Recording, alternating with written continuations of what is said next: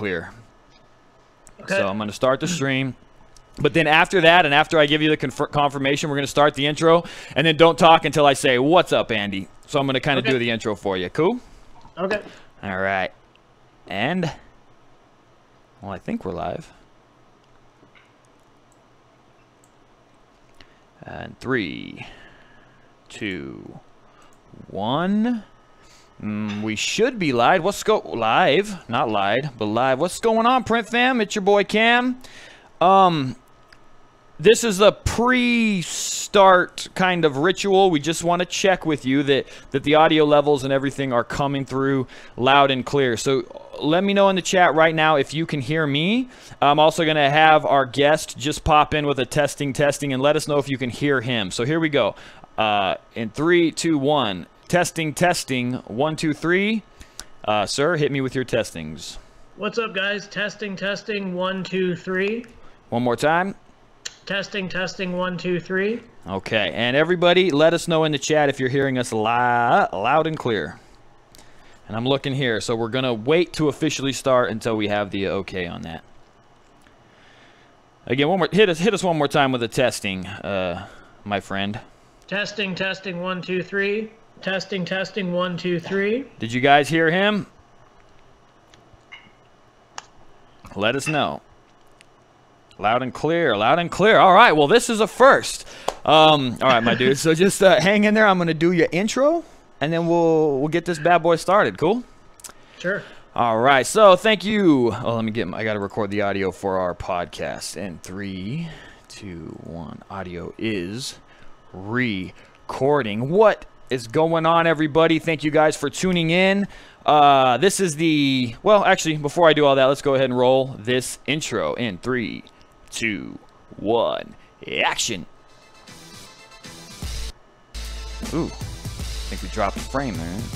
What's going on? What's going on,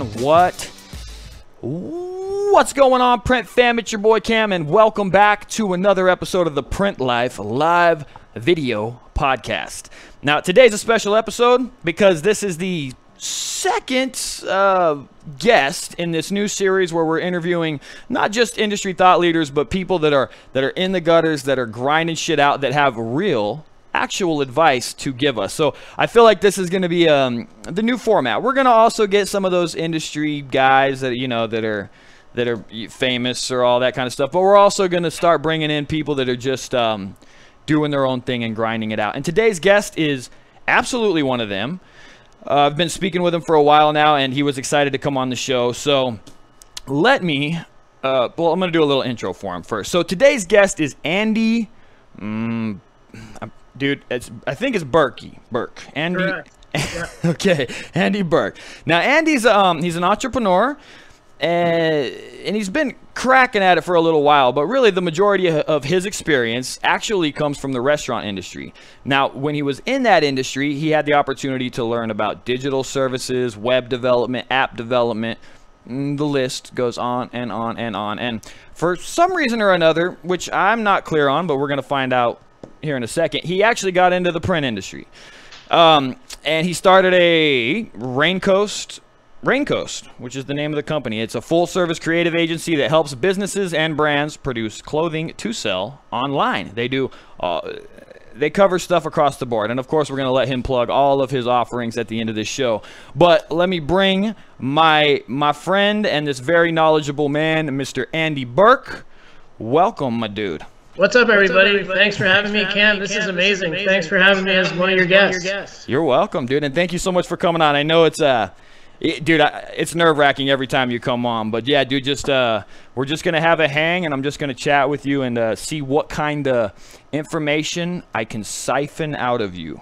Sure. Want it for me, but I also want it for the Print Fam members as well, but mostly for me.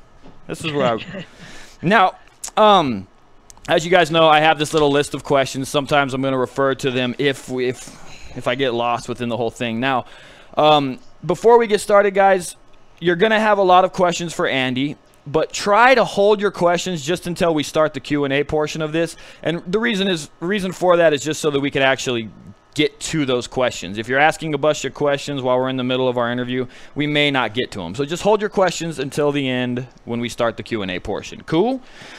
So Andy, I don't know. I always want to start these things off, and I don't want it to be too formal to where you give us like a fucking whole backstory. But you started in the restaurant business, and I understand that. But I think before we get into all of that and all this kind of shit, I kind of want to know.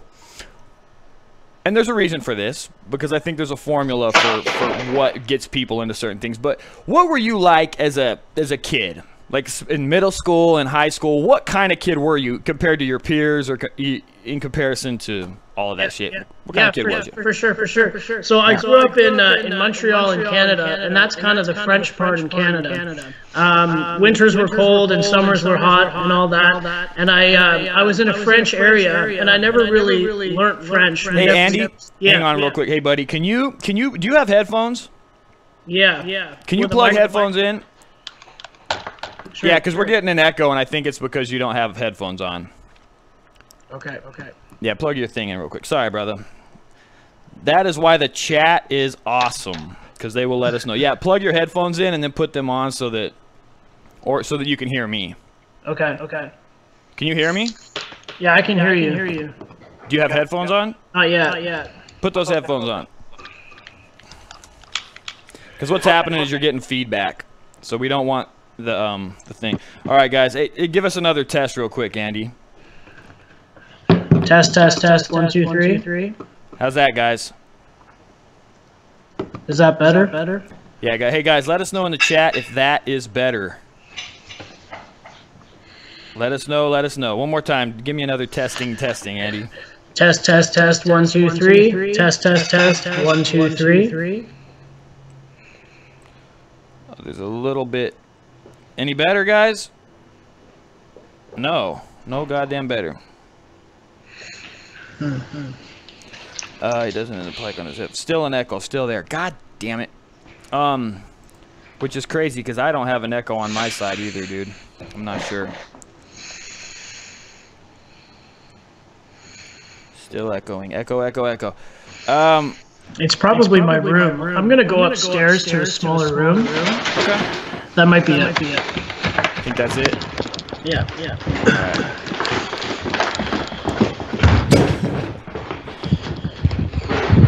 Guys, and I don't know if this is his shit or my shit. It's always something with the audio, you know what I mean?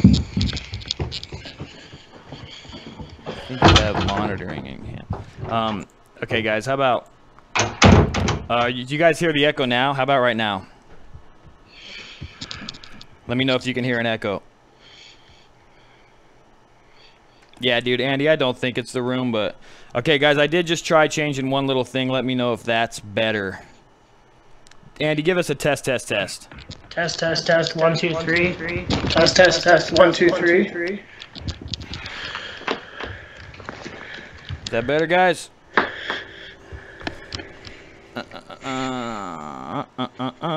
Still an echo. One more time, Andy. Test. 1, 2, 3. Test. 1, 2, 3. Test. 1, 2, 3. How about that, guys? Dude, I don't know. That's crazy. All right, how about one more time? Test. 1, 2, 3. Test. 1, 2, 3. Test. 1, 2, 3. Okay. Still echo, but not as bad. That makes no sense.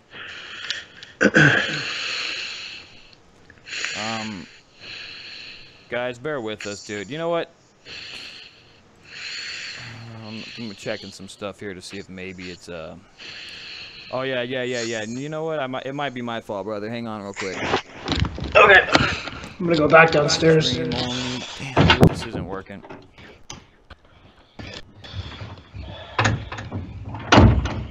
It's weird that you guys are hearing it, everyone, because I cannot hear nothing. So the echo is very strange for us. Could be Andy's mic. And Andy, you have the headphones plugged in. If you take those off, you can't hear it, right? Right. Okay. Interesting. How about now, guys? Can you hear him now? Is there an echo? Test. 1,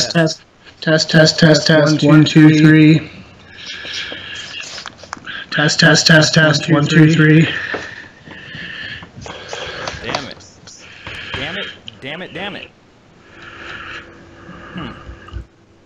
You guys, I don't know, man. I don't think there was an echo on the last one. I'm not really sure why this is happening here. Tolerable to him. You know what, guys? Hang on real quick. I want to listen to this. I'm gonna check this out. Hang on.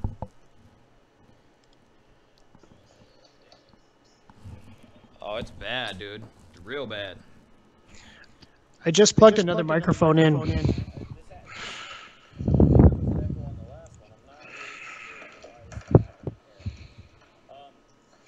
Hey, Andy, give me another test real quick. Testing, testing. Testing, testing, 1, 2, 3. Test, test, 1, 2, 3. If they are wired and he unplugs, his mic is loud. We can hear him breathing. Oh, yeah, that is a bad echo, huh? It's a real bad echo.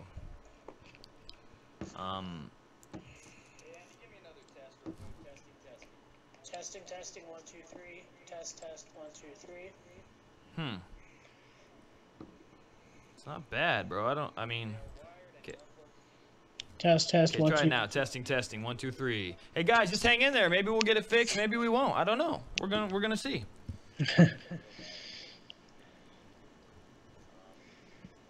Give me one more testing there, Andy. Testing, testing, 1, 2, 3. Testing, testing, 1, 2, 3.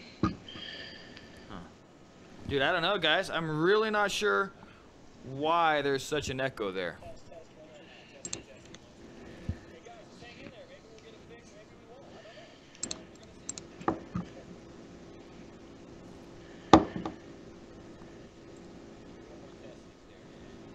Testing, testing, 1, 2, 3. Testing, testing, 1, 2, 3.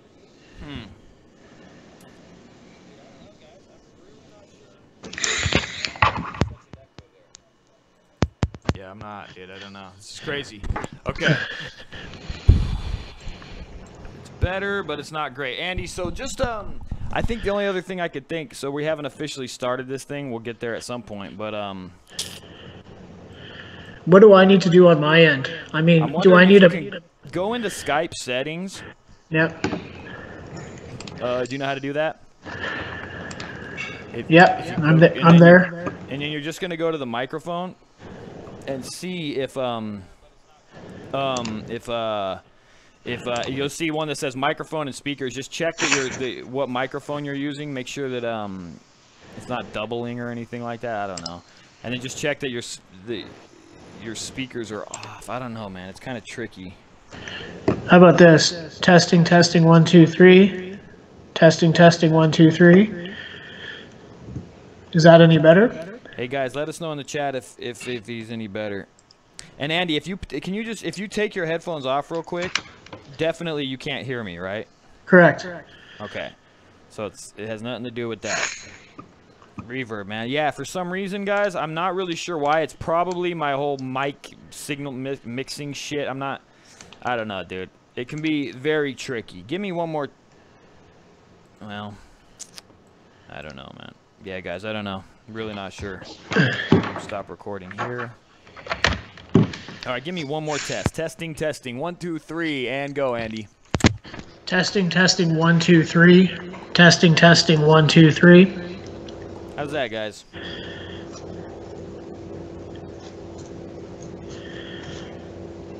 And you don't have any speakers in your room there, Andy, right?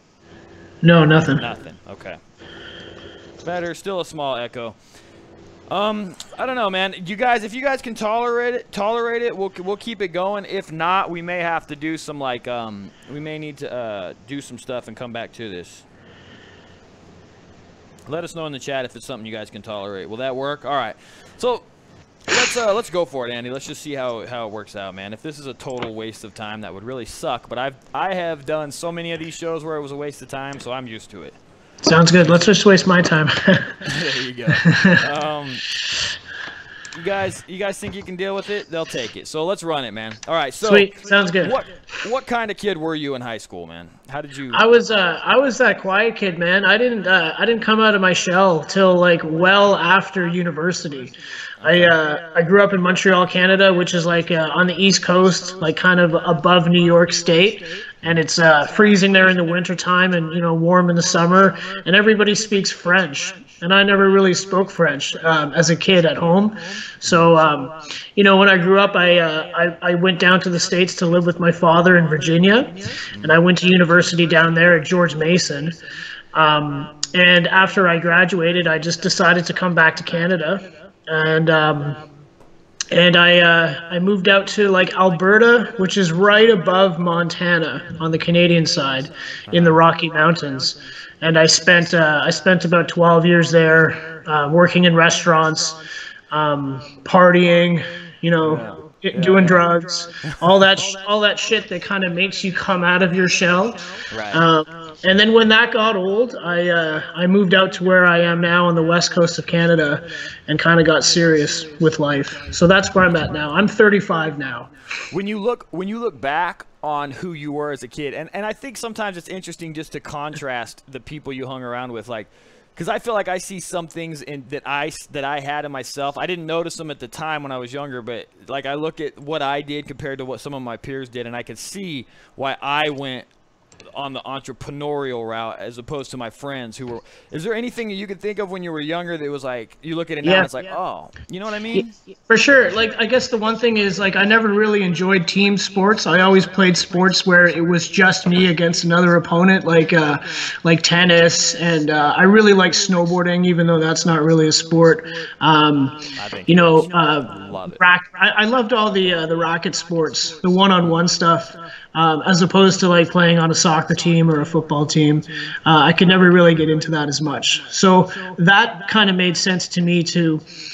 If I'm like that, working for myself versus working for some other boss in business, that never really made sense to me. I worked for like another company, just we shipped, we were in shipping, and basically what I did was I would arrange shipments to fly all over the world, kind of like FedEx. And I was just putting papers in my desk from one side, inputting the data, and then putting the papers on the other side. And that's what I did all day for about 2 years. And then I was like, this just isn't the life for me. And that just kind of made me realize that I want to work for at least a smaller company, where I have a boss that I'm friends with, or even better, kind of work on my own. Yeah. So did you ever try getting like really corporate gigs? Is that was one of them? That was the only one, yeah. And I think I was 20 years old. It was from the year when I was 20 to 22 years old. Gotcha. And I was like, this is not the life for me. So. Okay. And you mentioned that you're actually coming from the restaurant industry. Yeah. I mean, and we can go into as much detail as how you got into that, or we can get right into you're in there and what you took from it that then got you to where you're at now. For sure. So when I started my restaurant career, I was in Alberta, which is I was in a little town called Banff. Banff is like a very similar town to Aspen, Colorado. So you guys know Aspen. You've seen Dumb and Dumber probably 40 times like I have. Aspen's the little ski town at the end where they go find Mary. And Banff is just a Canadian version of that town. It's a tourist town. There's about 9,000 hotel rooms in this little town. It sees millions of tourists a year, and there's a bunch of restaurants there. So I started as a server assistant, like a busser, when I was 22, and then I became a server. Then I learned about alcohol, and I became a bartender. And while you're doing that, you're just being exposed to the customer service side of the restaurant industry. So as a pretty quiet, shy kid, forcing yourself to engage with strangers as part of your job and make them happy really brought me out of my shell. And that was a great thing for me. So the restaurant industry is wonderful. It's terrific for any young person that wants to just learn how to speak to people and and just practice social dynamics, you know. So I did that for for 6 years, and then I was actually fortunate enough to put together a deal where we opened a restaurant ourselves, and I was part of a really great restaurant called Block. It was a little tapas place. It was 35 seats, and then I ran the front of house, which means I ran the servers in the bar, and we had a great kitchen who was a great chef who was my partner, and he ran the kitchen and made the menu, and the restaurant was amazing, and it's still there today. How did you guys go about starting that? Did you have like financial help, or? Man, the stars like aligned and everything just worked out. I had no money at the time, and my partner, I just kind of went up to him and I convinced him to lend me some money, and I would manage the place for him. And he just agreed, you know. So I went into debt at like it was 10% interest rate. So it was a high interest rate, and it kind of forced me to seriously pay it off as fast as possible. And it took 4 years for me to pay off my portion of it. But then I own my 30% of the restaurant. And it just worked out, you know, everything just worked out really well. Before that, I had a gym. I was part of a gym. It was me and another guy, and that gym didn't make it. We were in that same little tourist town, and there weren't enough people that just gave a fuck about, you know, muscle and working out and stuff. We just couldn't pay our bills, and, you know, I lost a lot of money on that one. And this is all money. Gyms are, I've heard they're bottomless pits of despair. Yeah, they're really tough, you know. Like it's you're getting someone to do something they most likely don't want to do, you know, because working out is tough. There's only a small portion of the population that will actually do it. Yeah, I do it like 3 months out of the year. Does that count? Yeah, kind of. Yeah, I mean, I give it a little go every once in a while. But I was, you know, I saved up my own money for the gym, like from tips that I was making as a server for like fucking 5 years. Yeah. And then we opened the gym, and then the gym just goes nowhere.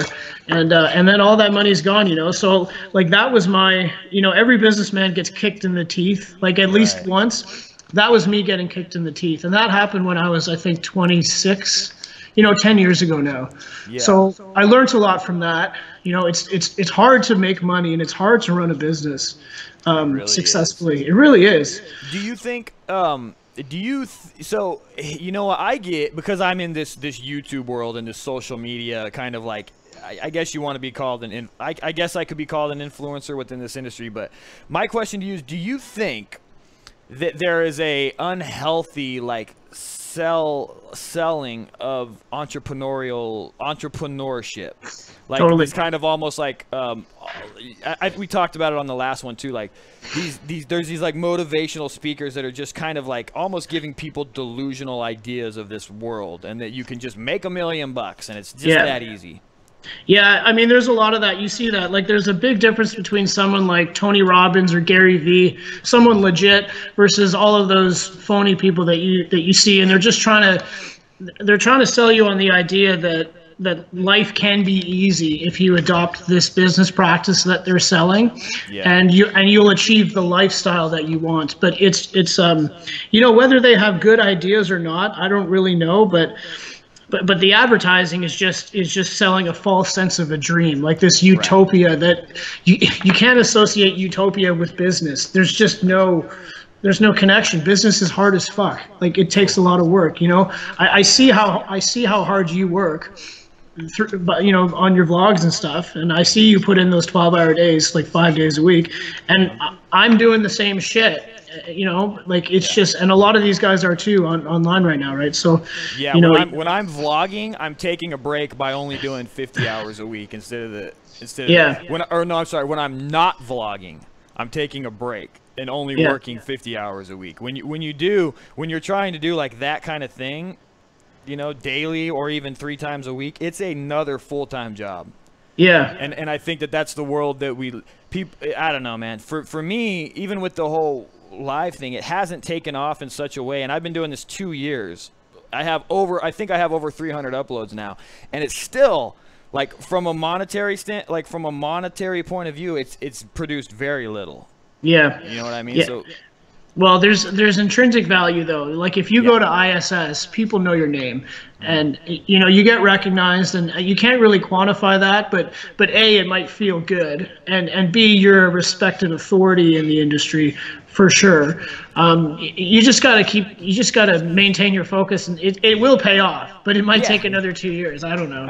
I think so. I think that I bring that up because I see, and I would never discourage anybody from doing anything, but this world of like social influence, it's very important, and everybody should be doing it because it is the way of the future, right? Like marketing moving forward, but it don't come quick and it don't come easy. No.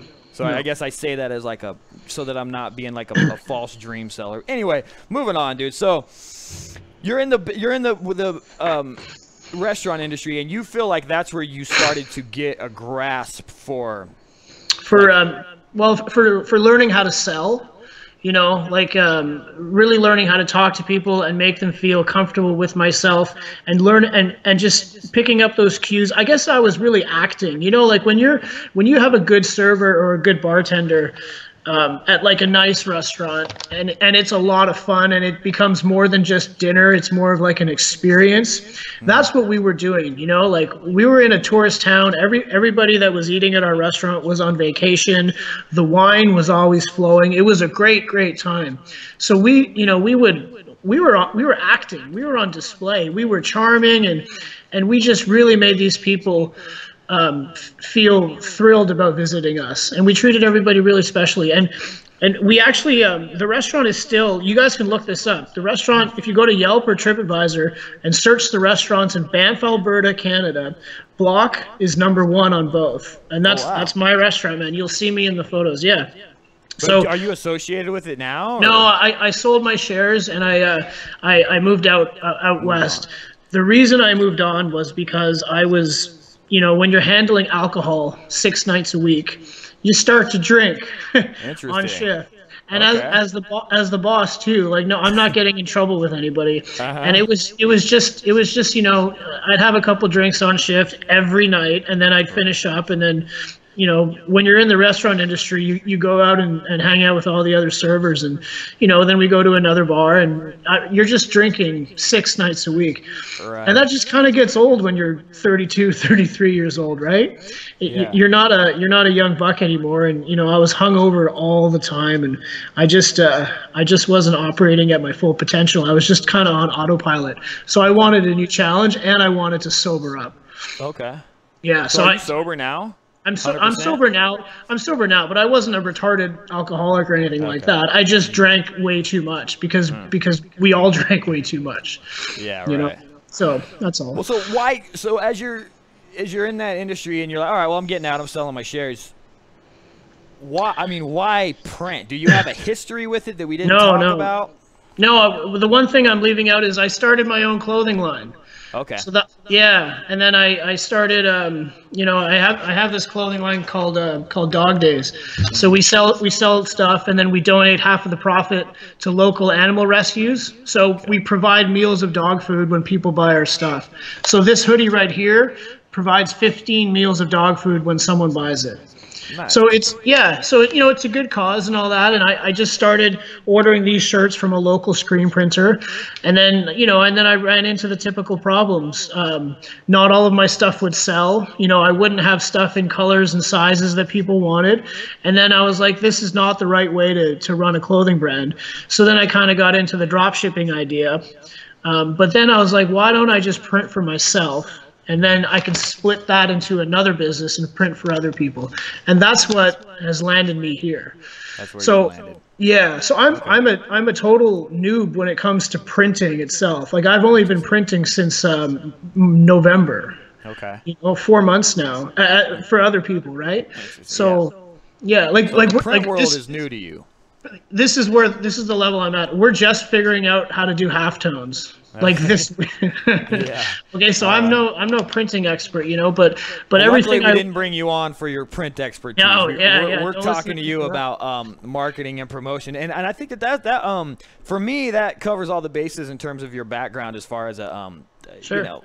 Well, I mean, it would be nice to dive into more of your I guess, your credentials when it comes to marketing and stuff like that. Like, were you involved in marketing the restaurant? Yeah, so marketing the restaurant was a lot easier than marketing like a service-based business, like a print shop, because you have a platform like Yelp or TripAdvisor, and everybody that wants to eat a good burger and they're new to town, they're gonna visit Yelp or TripAdvisor and find out the best restaurants because everybody trusts reviews, right? You know, when there's 1,000 of them, you're gonna be like, okay, I'm guaranteed to have a good meal here. So we really focused on making sure our online presence for the restaurant was very colorful and honest. And that was very simple. All we really had to do was take, photos and fun videos of our specials of the week and our new dishes and the fun atmosphere we would provide. And we would just, pepper that online on all the different directories and all the different places that is appropriate for a restaurant. And then, it just kind of accumulated over time, right? Right. And then coupled with the social proof that all the people that eat at our restaurant would provide, they would leave reviews. At first we had to ask them for reviews, but then people just started to do it on their own. Everybody wants to be a food critic. And then if we maintained a really good product and really good service over time, and then people just started kind of doing the work for us. So we actually never spent money marketing the restaurant because we just use these platforms. But as a print shop, that's not possible, like you don't really have those. You have Yelp and stuff like that, but for a print shop, people are going to seek you out on Google. 99% of the people online are going to seek you out on Google. Yeah, and the industry doesn't have people like, we don't got printies. We don't have printy gurus running around like reviewing the best print shops. Most of the time they even want to review you is if you did something wrong. 100%. In most cases. So it is a complicated situation.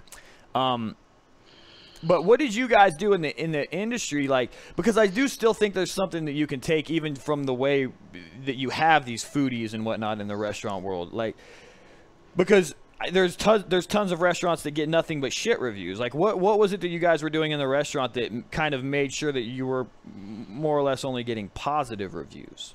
Yeah, so the customer experience has to be expedient. Like let's say you have a table of 3 business people and they're coming in for lunch.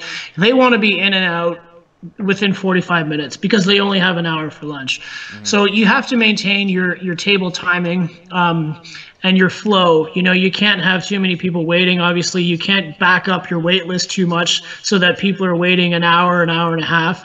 Right. You have to get the kitchen to keep up with the bill times. So if a table orders their round of appetizers, they have to come out within 6 minutes. Like that was always our set limit. And then they have to have enough time to eat the appetizers until the mains come out. So right. There's constant communication between the front of house, the servers, and the back of house, the kitchen, on timing everything. It's a whole matrix, right? So we were good at that because it was a very small restaurant and there weren't as many moving parts as say like a big yeah. Right. But it does still apply, I think, the same exact way in that your clients, even your print clients, they don't want to spend hours with you going over the details of a print shop. They're hiring you to make their life as easy as possible when it comes to this world, right? Yeah. So I guess it applies ultimately. One thing that I'm getting good feedback with my printing clients that I think I picked up from the restaurant industry is communication. If I like I know you don't use email, but all of my inquiries. I do. I strive not to. Yeah. Just to be clear, yeah. But right now, right now on my website, I don't even have software yet. So you have to call me or email me if you want to work with me. So I get an email, a few times a day from a new client, and when that notification comes up on my phone that I've got a new email, I fucking drop what I'm doing and I email that person. Like my response time is 5 minutes or less all the time. So I think that's half the battle, because let's say they're going out to 3 shops to get a quote, and I'm right there, Yeah. right away. Yes. They're like, I hear this all the time. Wow, thanks for your response. That's so quick. And yeah, in the print world, and I remember in my early days, I was exactly the same way. I was a fast responder. And it does. I think that especially, I don't carry it into my current business practices.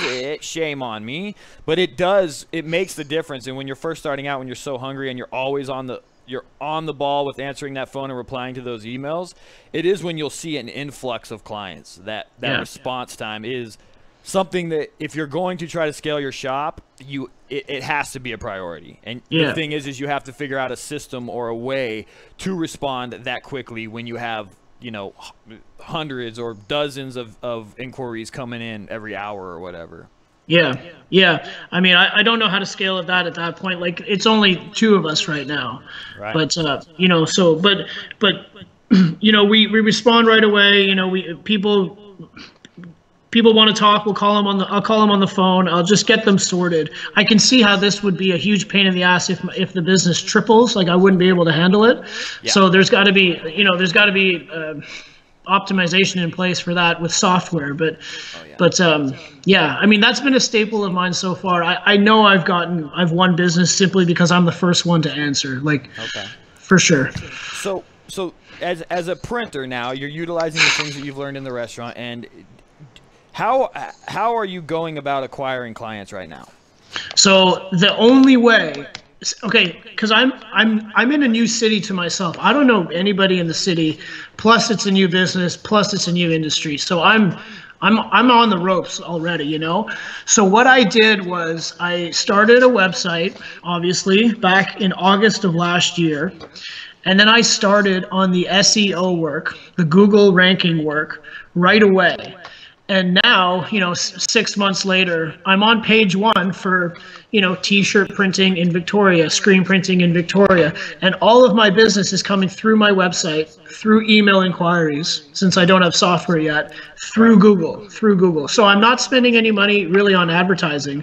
I've been spending money on SEO. Okay. But that's it, yeah.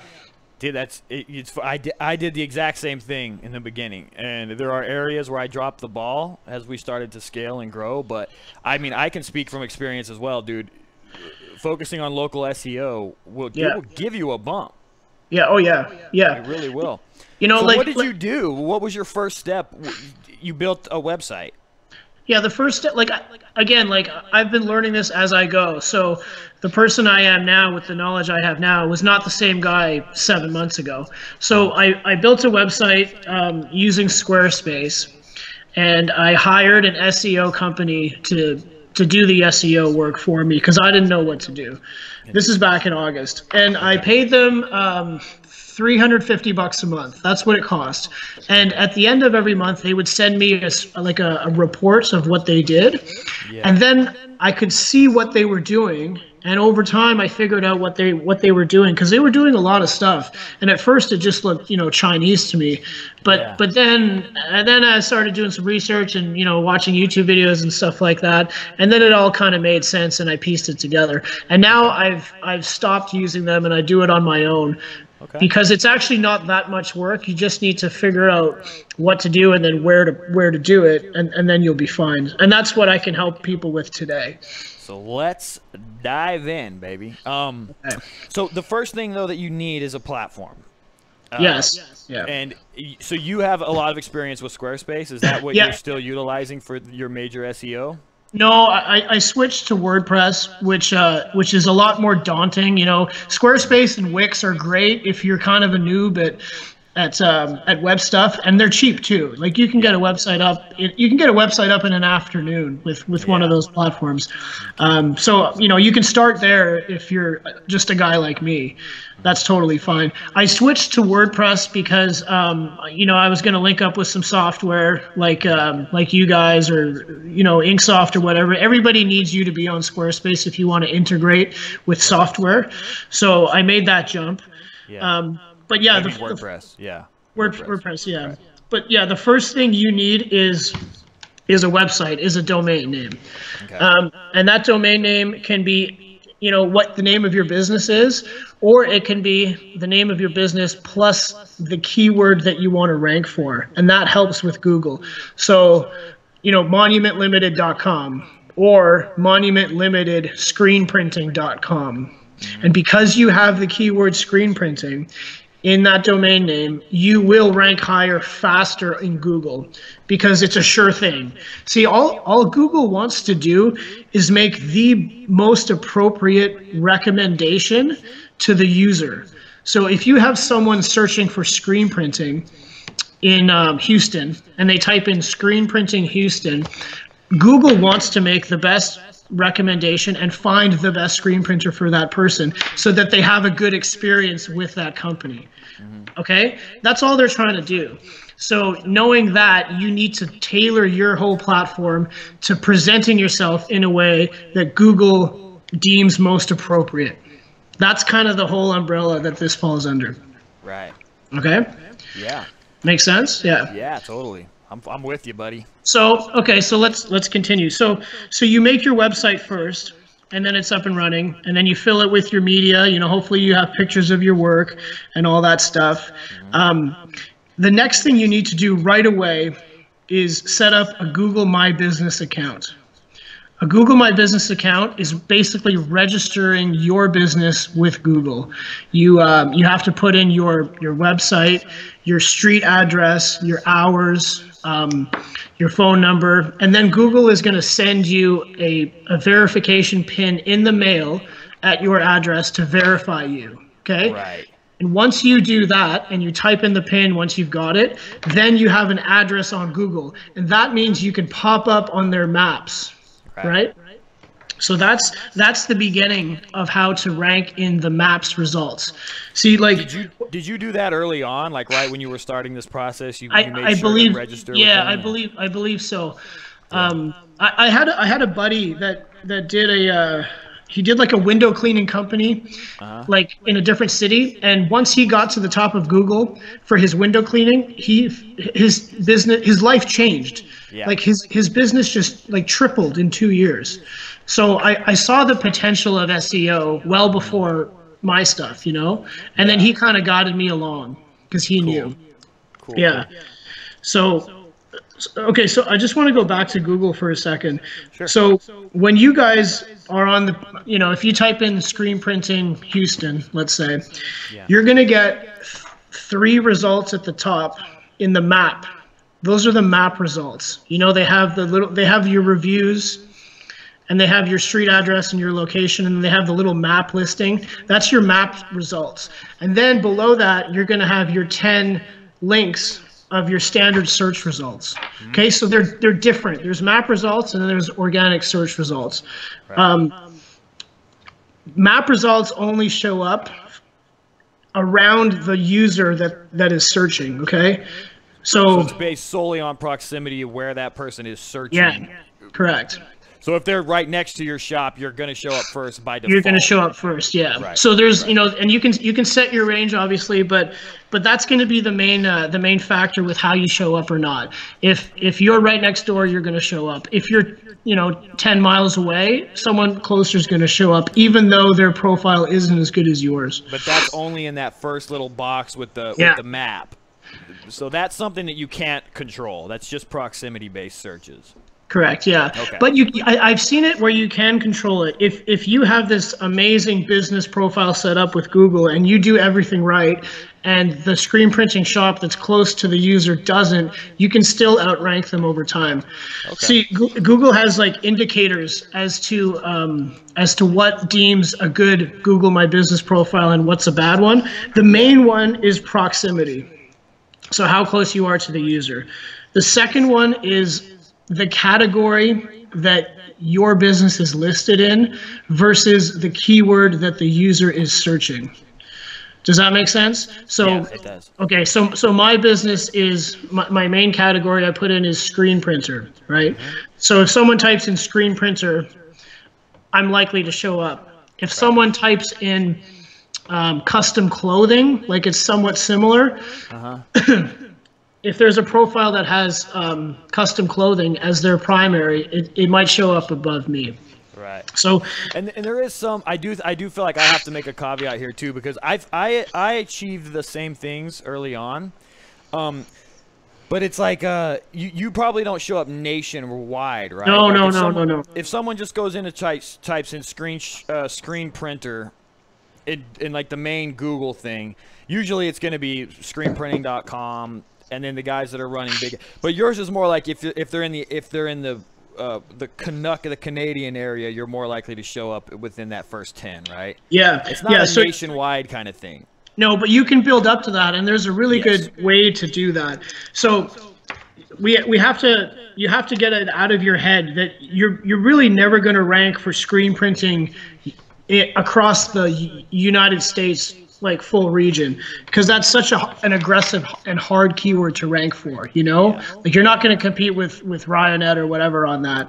Right. But what you want to do is start with your local city first. So instead of focusing on screen printing as the keyword, focus on screen printing Houston. Yeah. So then, because that's how people search, you know, if people want a screen printer, they're not just going to type in screen printing. They're going to type in screen printing plus their city because they want to work with someone local.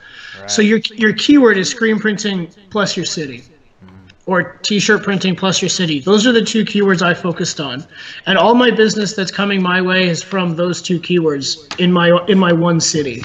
That's it. So, okay, so. But here's the way to rank across America. You need to basically you need to build pages on your website. Okay, so here's a page, monumentlimited.com/Houston. Okay, and then that page, that Houston page, has keywords on it for screen printing Houston, t-shirt printing Houston. Okay. Right. Then you're going to make another page, monumentlimited.com/Arizona, right? Okay, so you can make hundreds of pages on your website. Each to a specific city. Yes. That you are then loading with screen printing keywords. See, I've done that. I've done that backwards. I did that backwards. What did you do? Well, I think, so for me, like I would create an entire page like screen printing in Arizona, or I would do literally like 3 different pages: screen printing in Arizona, t-shirt printing in Arizona, and I would basically create an entire page around that phrase. Is that ultimately the same thing instead of just titling it Arizona? Yeah, you can do it that way. You just don't want to overload one page with too many different keywords, right? Because Google picks up your header tag. If you guys, your H1 tag, that's your main tag for the page. So you only have one of those per page. So it's either going to be screen printing Arizona or t-shirt printing Arizona. And that's how I would do it. I would do a page for each. Yeah, so that's cool. For each tag. And I have hundreds of pages on monumentlimited.com. Some of them are buried and they don't link to anything anymore, but yeah. But that's the first step. See, what you want to do is create your hundreds of pages for all the different cities that you want to target. But then the next step is you need to backlink all those pages and list them all over the internet. Yeah. It's not just about creating the page. Creating the page is the first step. The next step you need to do is create a backlink. And what a backlink is, let's say you go to Reddit and you type, "Hey, this is Cam from Monument Limited. We're a great t-shirt printer in Houston," and then you link the words "t-shirt printing Houston" to your t-shirt printing Houston page. So, okay, so that's good stuff. So, because I think a lot of the times you'll hear people say, well, what is backlinking and how does it work? You want the phrase in the link to also match the content on your website. 100%. That's it. Or the closer you can match it, the more relevant it will be within Google search. Okay. So you basically want to type out t-shirt printing Houston in a paragraph that sounds well, and link t-shirt printing Houston to your page. Titled t-shirt printing Houston. That's a backlink. And so do backlinks in forums such as Reddit or in t-shirt printing forum, those count as backlinks? What if they have the no-follow tag? Well, a lot of people don't know what that is, but Google still recognizes them even without the no-follow tag, right? No, they don't. It has to be a deep link. A no-follow tag, a no-follow tag will only let you click on it as a user, but Google won't pick it up. Right. So that's the tricky part, is finding avenues that have the do follow tag. So does Reddit? Reddit does, yeah. Okay. I mean, I've been posting there. I believe so. So guys, yeah, we should look into that. And this is something I'm going to ask the rest of the group in too, because I've done my research. You probably have too, trying to find forums and outlets that actually have the do follow tag so you can backlink. I'm pretty sure t-shirt printing, those forums do. I think that those backlinks work. I think YouTube. No, I don't know. Yeah, dude, it's tough. But in the chat, guys, if you know any kind of forums or avenues that have the do follow link, we'd all love to hear them. I'm sure we'll all go spam them together. So that's kind of where the intellectual property part of SEO comes into play. SEO is pretty easy once you understand it, but knowing where to post this shit is very difficult. I have a spreadsheet that I can send anyone, and it has 5,000 different directories that you can backlink to. Okay. That are do follow links. So if anybody wants that, just shoot me an email. We'll put all that information on the description at the end of this video, because I'm sure there's going to be a lot of. I want it too, so we'll do a whole. Well, that's good information, dude. I feel like I keep interrupting you, but you're just going to keep going. So let's move forward with it. Okay, so let's just go back to what Google looks for in a good page. Okay. So for a Google My Business profile.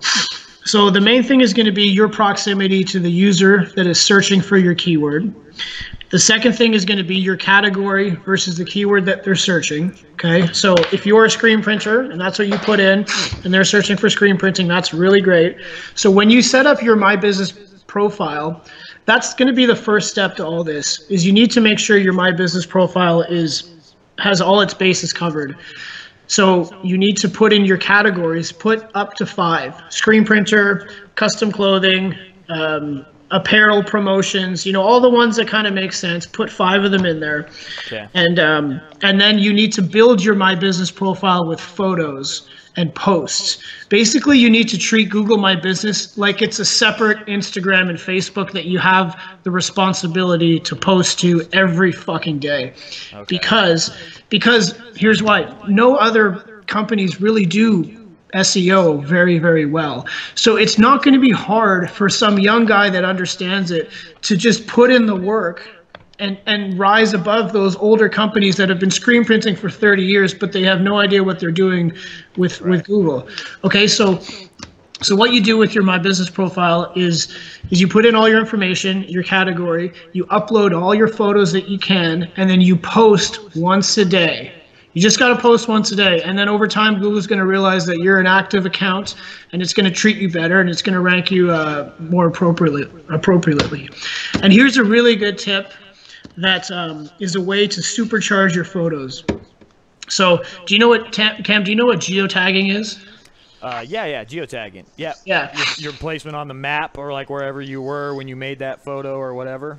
Yeah. So if you guys have a pen, write this website down.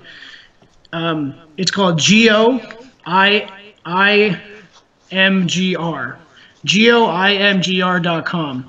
What that does is you just upload your photo to that website, then you type in your business name, and it'll come up, and you choose it, and then you go write code, and it's going to write the geographical region of your Google pin of your business onto that photo. It's just going to embed it with code. So what it does is your photo is now tagged with the location of your business. Gotcha. Okay, and then you upload that photo to your Google My Business. So now all your photos are linked to that same location as your Google My Business, and it's going to enhance your search results. It basically and these are the photos that you're uploading to Google My Business. Yeah, these are just your printing photos. Yeah. Okay. You also want to do this to your website as well too. I was going to say, because I think Yoast SEO plugin for WordPress has that the image geotagging option. Okay. I think it's already built into Yoast. I have Yoast. Yeah, I use Yoast. Is it built in? Because again, I haven't been practicing this stuff lately, dude. I'm about 2 years out from doing this. I think it's on the premium version. I'm not sure, but you definitely want to geotag your Google My Business photos and your posts. And just get in the habit of geotagging all of the fucking photos that you put anywhere online that are related to your business. That's just good practice. Gotcha. Okay. Good. Yeah, that's definitely a good tip, and it's not that hard, and the website is free, so it just takes 2 seconds. You just have to upload your the photo from your phone to your computer. It's just an extra step, but whatever. Beautiful. Okay, so and then after at that point, your Google My Business profile is pretty set up, and you can consider it like optimized at this point. So I just wanted to. I'm sorry to interrupt. You did say that with this, do you want to consistently be uploading images to it and adding basically a catalog of imagery to Google My Business? Yeah, 100%. You want to post once a day if you can. So you got to treat it like a social media outlet. You got to treat it like a social media. Yeah, you got to treat it like a social media. And the thing with SEO is you can put a lot of time into it, for a week straight, and you're not going to see a result at all. This takes like 6 months, guys. You gotta commit for 6 months at a time. Gotcha. It's a slow and steady race, and it'll be frustrating too, because let's say you'll be at like number 6, and then you'll bounce up to number 5, and then you're like, yes, it's working, and then you'll bounce back down to number 10. You're like, what did I do? Like you didn't do anything. You might even disappear off the page. That happens. You might even disappear. Yeah.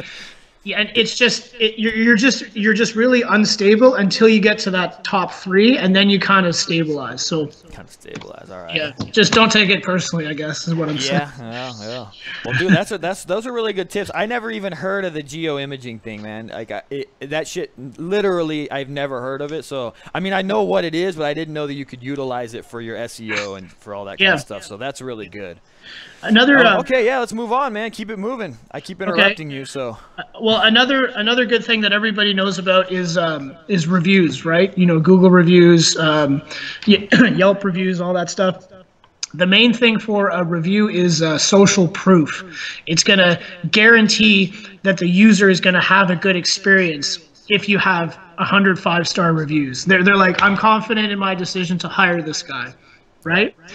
It's also it's not really a ranking indicator, I've heard, in the eyes of Google. It's just more of like a reassurance thing with people. But you can take it too far with reviews like I have. When I started out, I was asking my mom, my brother, my friends, my cat, my dog for reviews.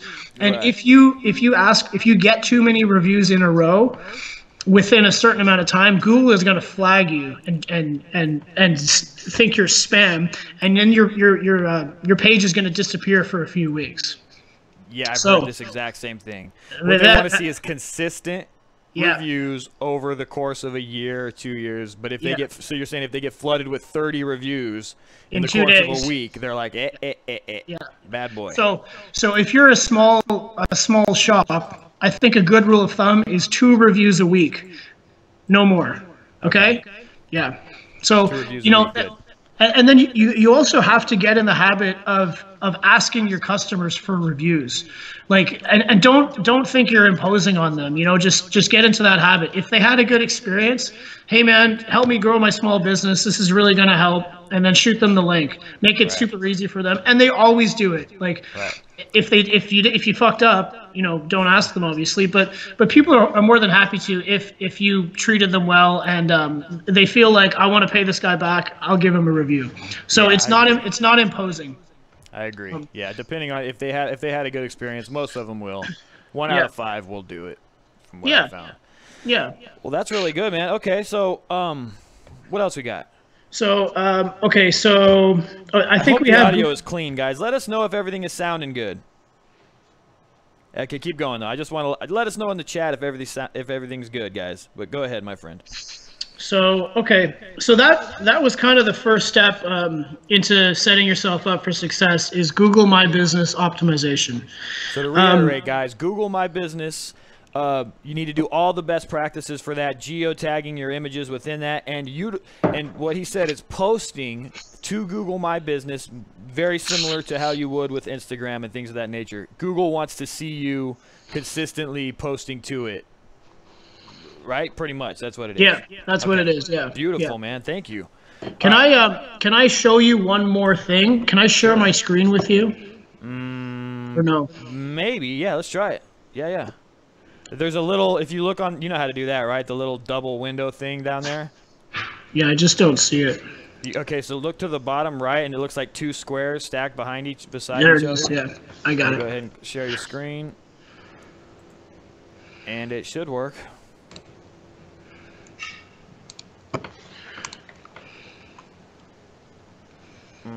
Oh, see, dude, it's not. No, because I have your feed coming through. Okay. So the share screen's not going to work. Okay. Well, what I wanted to show you was basically once you have all the information on your Google My Business page set up, you want to put all that exact information onto your website on a page that no one sees. So your address, your telephone number, your hours. I mean, maybe you want to show that to people, but if you put all that on the front page, it's going to feel spammy. But basically, you want your hours, your phone number, your exact address, like with the exact spelling, and your categories. So screen printer in Houston. You want to build a page. It's like an info page. And it's all of that exact Google My Business info on your actual website. Would it also be called a contact page? The same thing, right? Yeah, a contact page. And then you also want to list the cities that you service as well. So like, I don't know, Houston, Dallas, Fort Worth, and then you want to link the home page of each of those cities, like the city page of Dallas, the city page of Houston. The pages that you were talking about creating earlier. No. You just want to link Houston, the town, like Houston's town page, like their website, to that page. It's because Google looks at the Houston Town Hall page as a certified, a heavy-duty link, let's say. Okay. It trusts the Houston Town Hall page. So you link all of the service area towns that you want to target, their main web page. You want to put a link onto your contact info page. Ooh, this is smart. This is good shit right here. I never heard this one. Yeah. Okay.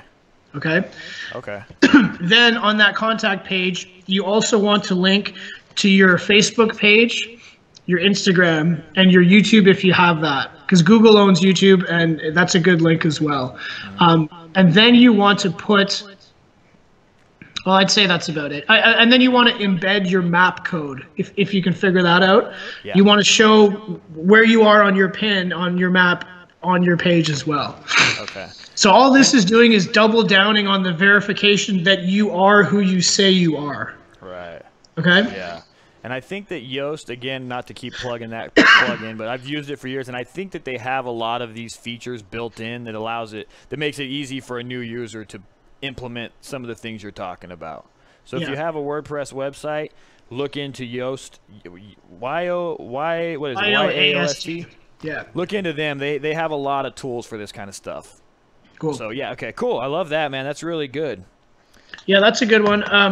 You know, like one thing that I'm surprised hasn't happened for you yet, maybe it's because the technology isn't there, but there's SEO technology in voice and audio now. So like whenever Cam has a video and he's talking about, you know, let's say reclaiming his screens, and you're actually saying all these keywords like screen printing, t-shirt printing, all that stuff, down the road one day, the SEO is going to be so smart that it picks up the audio of what you're saying, right? Right. So if you're making content like Cam is, you want to post all of the links to your YouTube videos on your website as well. I mean, you want to do that anyway for people to see your shit, but you're going to want to do that anyway for SEO purposes as well. Yeah. I don't think that's there yet, but it will be.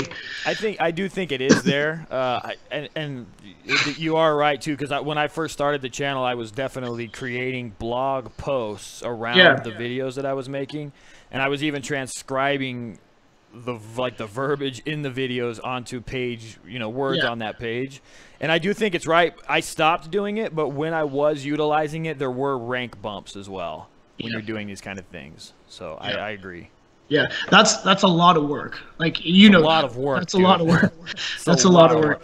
And I'm the worst writer that has ever existed. So when it comes to like writing blog posts and shit like that, dude, it's a nightmare. So okay, so here's another quick tip for writing blogs. The purpose of writing blogs is you get to write content and post it on your website that has the keywords that you want to rank for. It's that simple. That's what the purpose is. But if you suck at writing, or you fucking hate writing, and you just don't want to do it, go to Google Docs, go to Tools, and then go to Voice Typing, and press the microphone button and just talk it out. And you'll write your 500 words pretty quickly, and it's pretty good. You'll have to go correct some spelling mistakes, but you can just dictate to that thing really well, and it'll take you 5 minutes to write a 500-word blog. Yeah, man, I like that. That's a good one. Tried it? It works, huh? Yeah, I do it like once every couple days. Yeah. Wow, good tip. All right, and that's under Google Docs under the Drive, huh? It's free. Yeah, Google Docs, and then Tools, and then Voice Typing.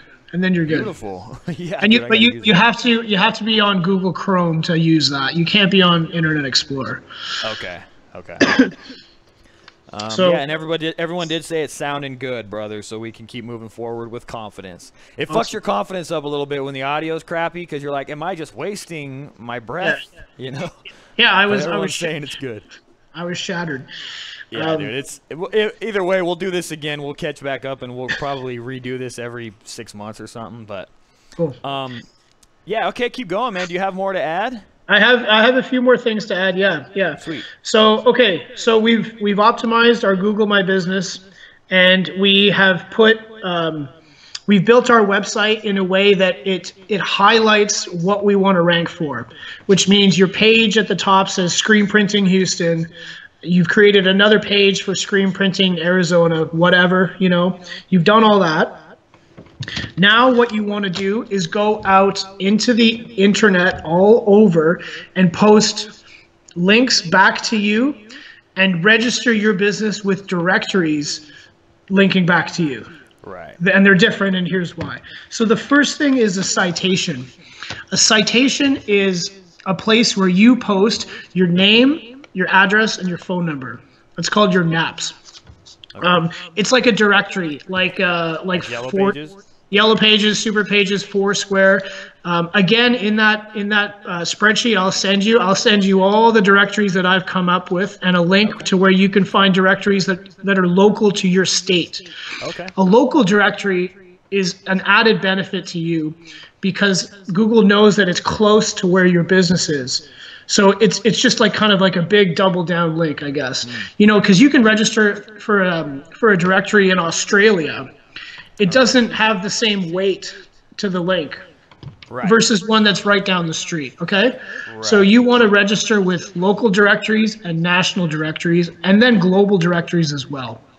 And every time so what you're doing is you're basically creating an account with Yellow Pages, registering your name with them, uploading your geotagged photos to Yellow Pages, and then putting in your address and your hours of operation and your phone number, and then a link back to your homepage.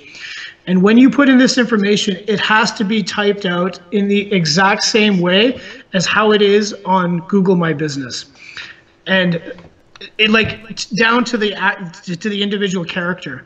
So if you're on 98 Compton Drive and you type out DRIVE, you can't write DR, the abbreviation.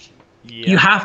You have to always put it the exact same way it is on your Google My Business. That's what you treat as gold, and then everything else needs to follow that. So Google My Business is your template for which you're going to fill out to the period. To the period, yeah. On all of it. So what happens if it's not consistent?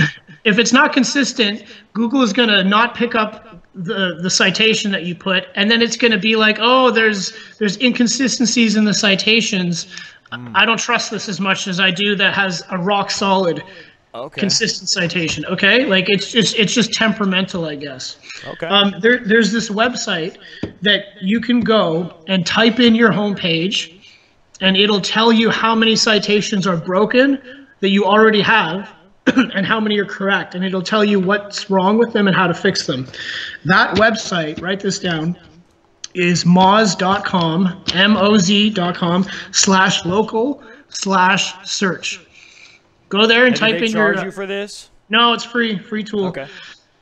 So go there and type in your homepage and or your Google My Business name and see what your percentage is at. And guys, I will link to some of these tools in the description at the end of this video. Okay. So that's a good tool because right there, like today, you can go and see what the problems are that you have right now that you don't even know about. Because I guarantee there will be some, and fix that shit. And Nice. and there you might see a bump, right away. Okay. Okay. And then you need to, post as many different citations with as many different directories that you can find. Basically what you do is just type in business directory United States or business directory USA, and you'll find a page that lists all the directories and just, do 10 a day or 5 a day or whatever it is, Right. and register with all of them. Okay. And that's going to help. Yeah, it is a time. I've even had people reach out to me offering me that as a service, but it is something that you can do yourself fairly easily with a little elbow grease. Yeah, because it's all free. You're not paying for this. Like, you just have to do it. Okay. So, yeah. I love that. Thanks, man. Yeah, that's another really good piece of information for this. And hopefully you guys are taking this stuff down. He's literally giving us a step-by-step to get your shit to rank locally. So listen up. All right, what else we got, man? Okay, so those are citations, and then the next thing that you're going to do in a similar way is backlinking. Backlinking is what we talked about earlier. That's where you type some content and you fit in your keyword T-shirt printing Houston, and then you link that T-shirt printing Houston back to your Monument Limited / T-shirt printing Houston page. What you want to do with this is you go to websites that provide the do follow links like you talked about, and just write a sentence or two with one link. What you don't want to do is write 4 links in a little paragraph, because Google is smarter than us, and they're just going to recognize that as spam, and it's not going to take any of them. You just want to do 1 link per like 4 or 5 sentences. You can't get greedy, Okay. Yeah. I like that. And again, in the spreadsheet, I'll have a list of websites where you can make a profile. Basically, where you're posting these is like shitty social networks that never really took off, but they're still alive. Like there's these weird ones that that just look awful and stuff, but you can register for free, and then you can post every day, and no one really pays any attention to it. No one's going to read this stuff. That's not the point. You're building backlinks. You're building backlinks. You can write nonsense as long as you fit in your keyword. Just talk about your day. Like just say, hey, I had a good day with my dog, and we went to the park, and then we did some T-shirt printing Houston. Just take 2 seconds and do it. It doesn't. No one's going to read it. So you just want to create that backlink. Yeah. Okay. So I'll have a full list of sites for you guys for this as well. Damn. Yeah. And that's like the gist of it, really. Are you familiar? I know that there is another practice which it can be a little confusing. Yeah, I'm confused by it as well, which is actual internal, like the internal linking of your site pages. Are you familiar with this practice at all? Yeah. So can you speak on it? Sure. So what you want to do there, the easiest way to do that is if you write a blog and you host it on your site. And then you link to back to the T-shirt printing Houston page of your site. So you're talking about screen printing in your blog, and you don't post the blog on Reddit. You post the blog on your site, and then you have a couple backlinks into other pages of your site. That's an internal link. Another internal link is just the way your site is laid out. Like on your site, on your main page, you have like a link to like your products page or whatever. Yeah. And the title of that link is products or something. You can change that title to screen printed products, and then your keyword pops up. So okay. But the downfall I think with that is then your site can feel or spammy, and you don't want to compromise your site in the eyes of the customer's experience. So you got to be careful with that. Yeah. Oh, yeah. I tried to do as much research as I could with internal linking, and it is definitely confusing. So if anybody that is watching this has information on internal linking after the video, I think it'd be better if you put it in the comment as to how it works. But yeah, it's It's a tricky thing, but my understanding is that it is another important SEO practice these days, especially because it helps Google crawl the internals of your site, basically, right? It helps them wind their way through it. Oh, are you talking about a sitemap? Yeah, I mean it's ultimately site mapping, right? But it's site mapping from page to page, and it kind of keeps the reader engaged by linking from one page to the next page through the content that they're consuming, just like what YouTube does. Like a funnel, yeah. I mean, I don't know. It's very confusing, but I know that there's a lot. There's a lot to it. We could put, anyway. There's another thing too, that there's two more things that I just thought of. So if you're kind of experienced and you have WordPress, you can download a plugin for your WordPress site that creates a sitemap for you automatically. And a sitemap is just basically a list of all your pages on your website, and then you're gonna go and take that sitemap. That file basically, and go to Google Search Console, and then you're going to upload that sitemap to your Google Search Console account, and then you give Google your pages, right, proactively, so it knows everything that's listed. Because Google is busy, you know, like they're not going to have time to figure out every single page on their own. So what this does is this tells Google, hey Google, this is my website, here you go. And that'll help. Yeah, that's, and again, back to Yoast. Yoast does have a lot of these things built in that'll do it for you. Like they'll submit sitemaps for you. I've never done the way you're saying it because Yoast did it for me, but I do know that you have to submit your sitemap to Google, right? Yeah. It's something you have to do. You have to do that, yeah. Google will find it on its own, but it'll take time. Like that might take a month or two. So, and then the last thing that we should mention is when you upload pictures to your website, you have the ability to write a little like an alt tag, which is basically a description of the picture. So remember, you've geotagged the picture, and then when you upload it, you have the ability to describe the picture. What you want to do with that is screen printing Houston. Print job, or let's say you have a picture of a volleyball, screen printing Houston volleyball. You have your keywords again in everything you do. Right. Okay. And those are specific to that image that you're uploading to that page, so everything kind of goes together. Yes. It all links up. Yes. Right. So if you guys are, hopefully you're understanding that he's basically talking about building specified pages to specific search terms, and then whether it's the images associated with it or whatever, you're tagging it and you're basically just making a cohesive string of information all around that particular key phrase, like screen printing Houston or screen printing Arizona or t-shirt print, whatever. Right? Yeah. Love Another good tool is another free site where you can type in a keyword, and the site will tell you how many times that keyword is searched in Houston. So you can type in, screen printing, and then choose the city Houston, and then go search, and it'll tell you how many times per month screen printing in Houston is searched. That's called SERP, S-E-R-P. Just Google S-E-R-P, and there's a host of different websites that do that for free, for like maybe 5 times, and then you have to sign up.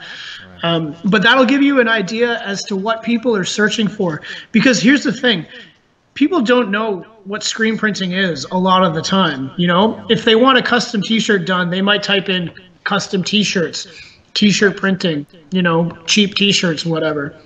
So I went after t-shirt printing first. I chose to pursue that key phrase over screen printing, and it worked in my favor for a long time.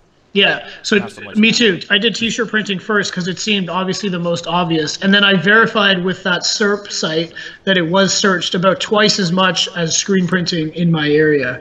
Right. So that'll give you a good idea as to what to go after. Because if you come up with this great keyword that you think is searched a lot, and then you verify that it really isn't searched a lot, there's no point in targeting that. You're wasting your time because no one's going to search for that anyway. So you're using these SERP tools to find the keywords that you're going to build pages around. Correct. Yeah. Okay. I love that. Yeah, it's perfect. And then man. What's cool about Google is, I got confused with what to target. I was like, should I target t-shirt printing? Should I target printing t-shirts? Should I target t-shirt print? Those are all variations of the same keyword. So what you want to do is pick one, the main one, and then Google is smart enough to know that once you start ranking for the main one, it's going to also rank you for the other one because they're derivatives of the main one. So you don't really? Yeah, you don't have to worry about that. So is it better to just go without the plurals, or just go with screen? Like screen. Okay, so if you decided to go screen print Houston, and you start ranking for screen print, will it then tie on printing? Yes. Screen printers. Yes. Yeah. It will. Yeah. They're not going to be. Bit of info. Yeah. They're not going to be at the same level, but they're going to be close to each other, and then you might need to give one of them some more help than another one. But they're all going to follow each other up like this. I didn't know. Yeah, see, I've even been overwhelmed with that because I was like, well, fuck, I don't know which one to. Yeah. But, so it's all good whichever way you go. But you don't have to do a page for screen print Arizona, screen printing Arizona, screen printers Arizona, screen prints Arizona. You don't have to do that. No, you don't have to do that. You just have to pick one, screen printing Arizona. Yeah. Got it. Love that, bro. That's good. That's a good tip. Yeah. Good tip, but then you'll drive yourself crazy. You'll drive yourself crazy. But then what it would be good is within that page, you write in the body of the page the different variations that you can think of, like, one time, That'll help. Yeah. Okay. Yeah. Pick up all those different. I went to the wrong high school. I don't even know what they're called. Plurals, or I don't know what those things are. Ings and S's and shit. I don't know. I don't remember. Dude, that's a really good tip, man. What else you got? I think that's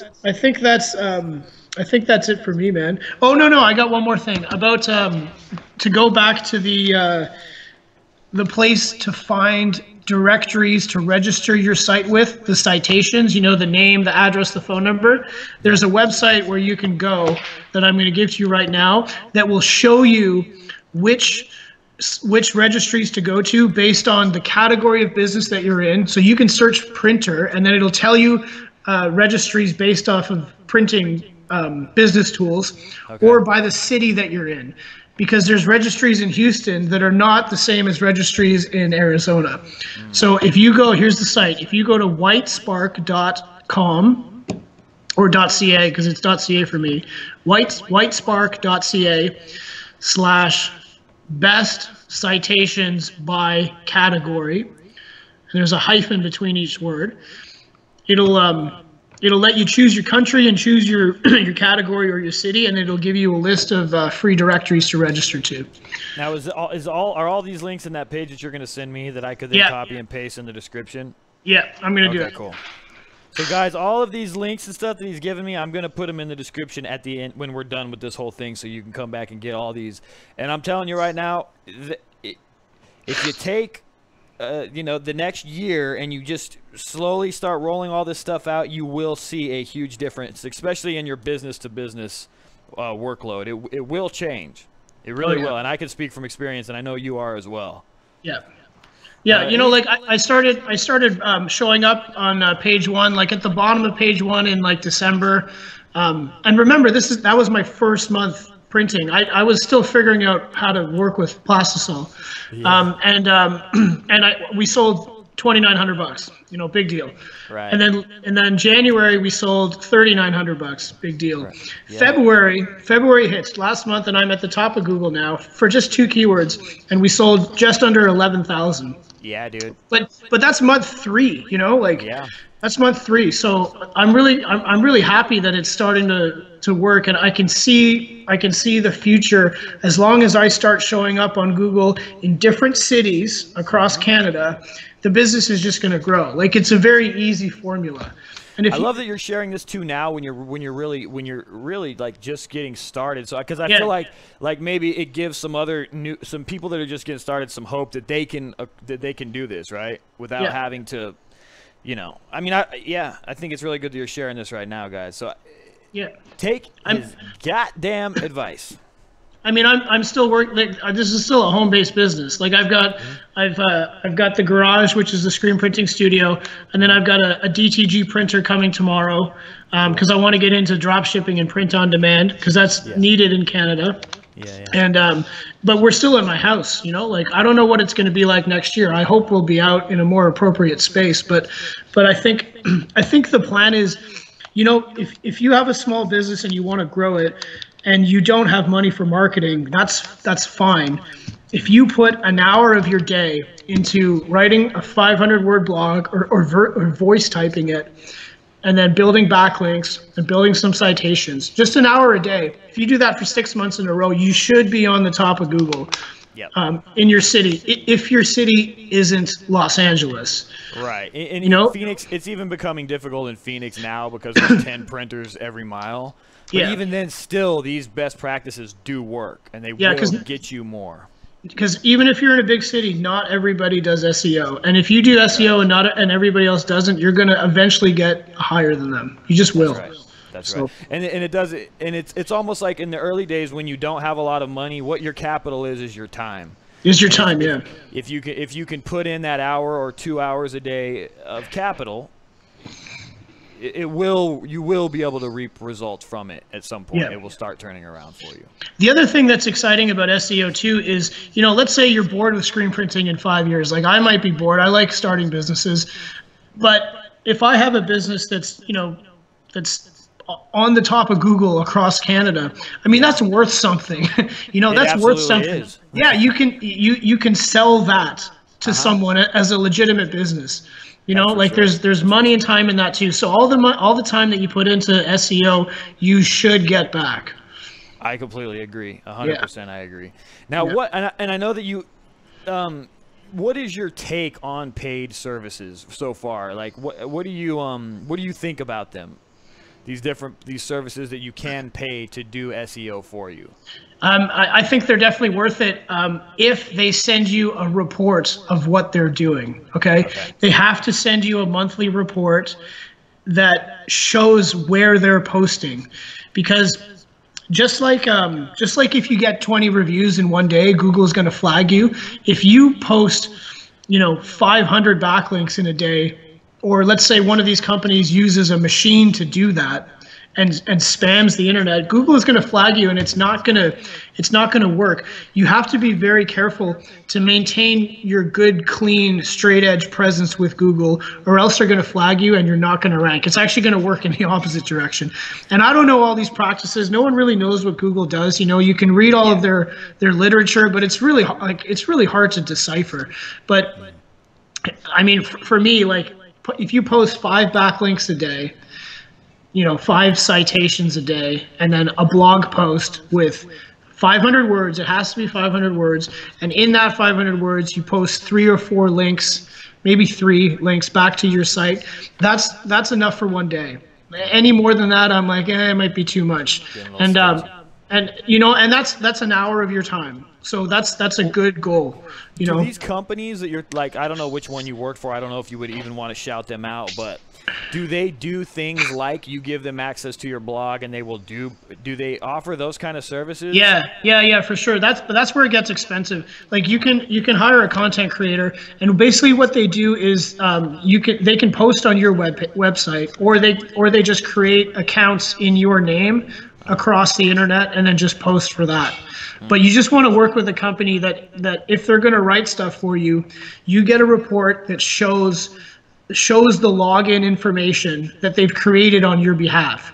And then if you mean for these other citation sites and stuff like that. Yeah. Okay. Because you need accounts for all that stuff. So you need that info, because if you fire these guys and you start doing it on your own, you want to have access to all the stuff that they're doing. It's your property, right? And the reputable ones will provide this. Yes, they will. Yeah. Okay. The thing is, they don't all want to do that, because then someone like me will figure it out, and then but you got to get one that's going to share that with you. So if you are looking into that, let's say you're more of a mid-sized shop. Maybe you're not just starting out. Like maybe you're in my position where you're kind of going to that next stage where you're going to hire someone to do some of this shit for you. That's kind of one of the prerequisites that you're shopping by SEO companies that will provide you with those things. Yeah. You have to be. They have to be fully transparent. That's my main thing. I do it as well. And I'm not trying to plug anything, but if anybody wants to hire me, I'll work and do it for you, and I'll share everything with you as well. So that's one of the That's actually a pretty good point, though. Before you get into that, because I'm gonna have you do that, but well, actually, yeah, go ahead. We'll get to it again at the end, but yeah. Well, no, I'm just like, I just, you know, all of the stuff I learned last year, I'd like to now make money off of, because now I understand it and I see that it works. It's a service that's very, very valuable. So, you know, I'm like, I can do this for companies, and as you scale up with anything, fitting in another order into your already existing workflow is a lot easier than just getting it off the ground. So that's kind of where I'm at, you know, like I just have 5 SEO clients. Okay. And I spend about an hour and a half of my day now working, doing all their stuff, and you know, it's working just like it worked for me. So I'm just trying to turn the knowledge I spent to earn last year into money this year. Okay. Yeah. Yeah, I love that, man. That's awesome. And you know, it's all good. It's all good because there are, even if they don't choose to go with you, if they know these prerequisites, they kind of know how to vet somebody that's transparent. So if someone comes at you, because you know, I remember getting called by SEO companies. I still get harassed by them daily. Yeah. And they kind of promise you the world, but I never even really thought to vet them in, because I've always just said no, but to vet them in terms of like them giving you that account access and shit like that, providing credentials and stuff. Yeah, they need to be fully transparent, and they need to just do a slow and steady posting on your behalf. They can't just post 300 times in one day. They have to post 10 times over 30 days. You know what I'm saying? So you really are hiring more of an employee, even if they are freelance or subcontracting. You are kind of hiring them on to do daily work throughout the course of the month. You know, I think I don't know what it is in the States, but let's say it's going to cost you, for a good SEO guy, it's going to cost you about $300 a month. I think that's probably a standard rate. I don't really know, but with that $300 a month, what you're really getting is probably 15 minutes of their time every single day. Right. Okay, like it has consistently every single day, 7 days a week, 15 to 20 minutes of their time. So that's good. Yeah. I love that. That's awesome, man. In terms of SEO, though, is there anything else that you want to talk about? Or I feel like you crushed it. You gave us a nice roadmap. We don't have to hire you to do any of it, but we can if we find that we can't do these things ourselves. Yeah, I think at the end of the day, the thing with SEO is you're just building bridges for Google to connect the dots. Yeah. You know, you're linking your Google My Business to your website, to your Facebook and your Instagram, all the different directories, and then all the different backlinks. It all drives back to your website. And all of those little connections that you make, over time, they turn into this big puzzle that you're connecting. And if your puzzle is bigger than your competition's puzzle, you know, you're going to get played. Like Google's going to recommend you first. So it's just a slow and steady race, and it's a 6-month commitment. It's an hour of your day for 6 months. That's what it is. I like that. Yeah, it's good, man. Yeah. It's funny. I know you can do that because you said you were involved in the gym world and shit. So you're used to that consistent burn over a long period of time. It's something that you can handle. Some of us have troubles with consistency. I'm not going to say who, but. Well, you know, like, you know, when you make your videos, I remember you said you'd shoot the morning, and then you'd edit the morning at lunch, and then you'd shoot the afternoon, and you were consistent at that. Yeah. Like back when you were posting consistently. Yeah, it's a young man's game for sure. A young man 1 year ago, it's one of those things that just, I think, like with anything, man, a creative endeavor is awesome and you go after it, but then it becomes old hat and you have to find ways to keep it interesting. And the big thing with me with SEO is I just wake up and the second thing I do in the morning is put in this hour, because if I start printing and then then the day's over and it's like 11 o'clock at night, the last thing I want to do is concentrate about SEO and stuff. So I just wake up and I get it done in the morning. Yeah. I love that, man. Yeah. Well, I think, guys, it's probably time to move on to some good old-fashioned Q&A. I mean, we've been cranking forever, but we got a late start, so it's cool. You guys go ahead and submit your questions now. In the questions, just type @theprintlife followed by your questions so that I can get that little orange bar and that I see it. In the meantime, dude, there is some questions here that I can kind of start with. I'm gonna bust out my trusty iPad and let's see where we got here. I'm kind of starting in the middle, guys. So if you're at the top and you ask the question, go ahead and re-ask it. You got a community up, son. Oh, this is an interesting thing. I would actually like to talk to you about this. So this is from Inkings Inc. and he says, Print Life. If we all started blogs, we could backlink each other and ultimately give each other backlink power.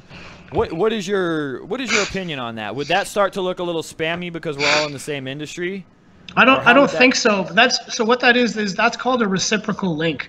So we didn't touch on that, but that's genius that guy posted that, because that's actually how it works with a lot of these directories. So in the spreadsheet that I send you with the directories, you can post and backlink on their directory for free.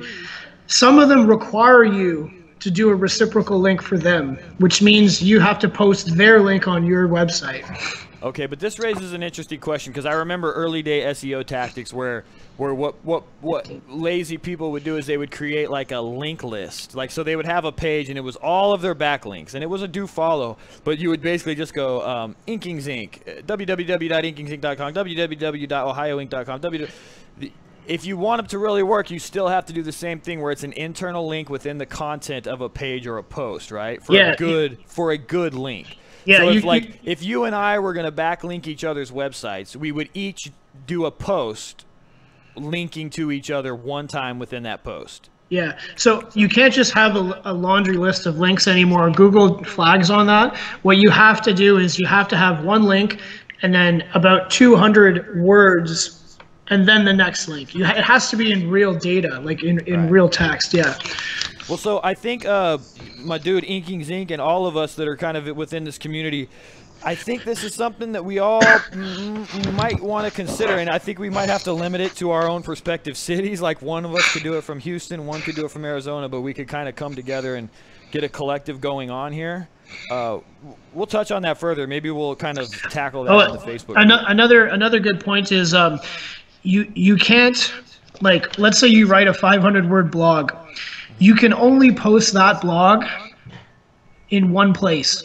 If you post that on your website and then you post it on Reddit and then you post it on Facebook, Google's going to know that that content is not original, and it's going to like flag everything that has to do with that. Yeah, that's actually a really good point, because I've actually had pages. It's called duplicate content, and you cannot for any reason ever create duplicate content. You even have to be careful with content creators that they're not copying and pasting shit, because they can actually get your site flagged. Yeah. With all that stuff. That's a really good point, man. Very, very, very good. I like that, though, man. Very good stuff. This is another one from Inkings Inc. I don't know if this is a question or a statement, so I'm going to read it, and we'll see where we end up. Google will show you different search rankings based on your profile. If you search on your computer, you will rank higher than your buddy on his computer. It's true, because that's a proximity-based search as well. Yeah. Anything to add to that? Yeah, so we didn't talk about mobile searches versus desktop searches. So, like, you know, your site that you create is going to show up on a desktop, but then it's also going to have a mobile version, obviously.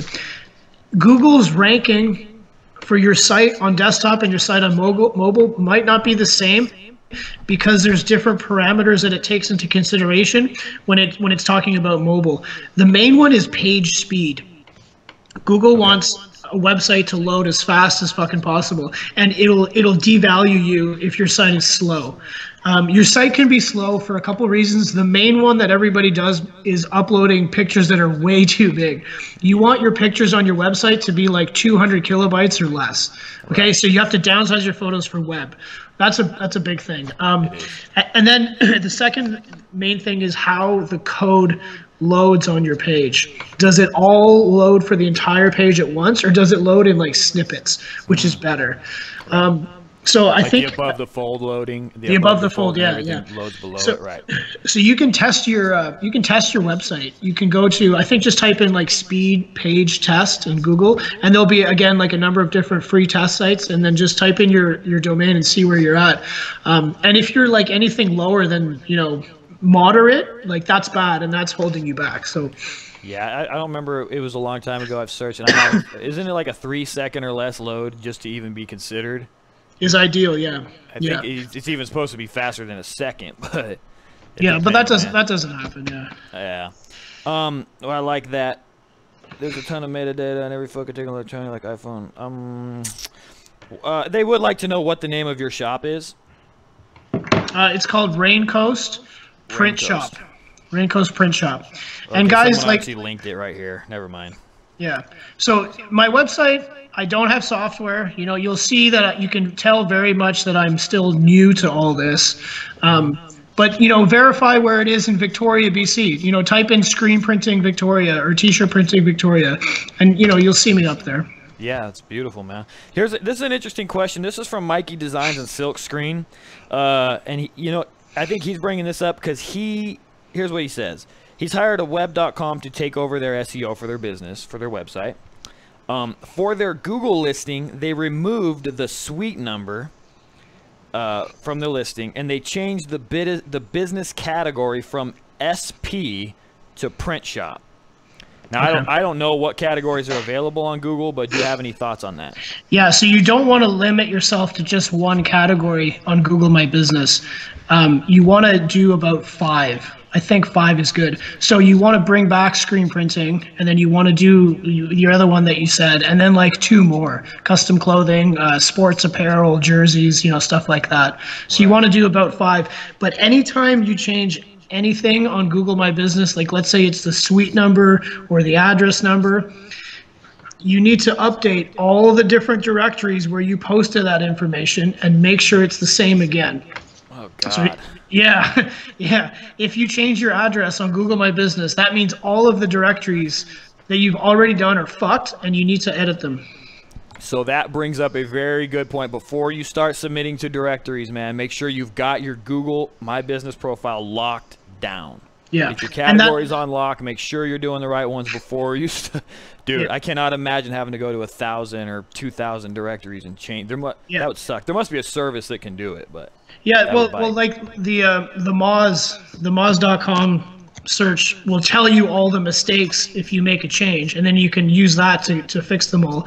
But if you're working with an SEO company and they're not showing you what they do, and then you make a change yourself on Google My Business, all of their citations that they've created for you are broken. And if you have no way of knowing what they did, you can't fix them. And then you have no hope in ranking ever, you know? So see, if you're going to work with a company, you need to know where they're logging in for you, and you can update all of those on your own. That's just so crucial, because things change. Like, I just changed my phone number 2 weeks ago, and I had to edit 100 different citations to update my phone number.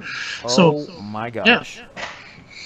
Oh, yeah, Mikey wanted to note, too, that his category was actually screen print. He just ran out of characters. So his original category was screen print, and then they changed his shop category to print shop. But ultimately, he can be carrying up to 5. He can be utilizing print shop, screen print, and I don't know what else. Is there T-shirt printing on there? There's no T-shirt printing, but there's like jerseys and sports apparel. There's, I think, custom clothing or clothing brand, or I don't know.